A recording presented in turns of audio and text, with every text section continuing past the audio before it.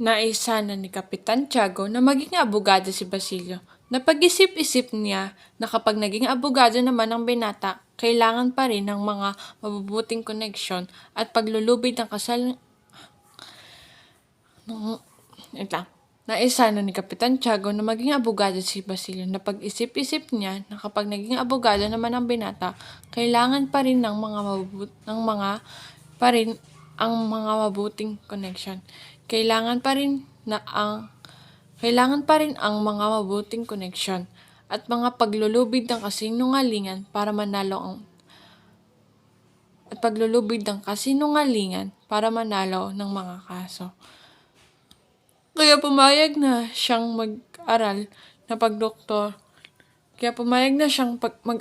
pagdodoktor si Basilio. Sa pamantasan ng Santo Tomas, nag-aral ang binata ng medisina. Nagsunog siya ng kilay at nagsikap na makamit ang mataas sa marka dahil sa layuning mapalawak ang isipan at marating ang taluktok ng tagumpay. Itinabi ang mga luho ng katawan at puspusan ng ginawang pag-aaral.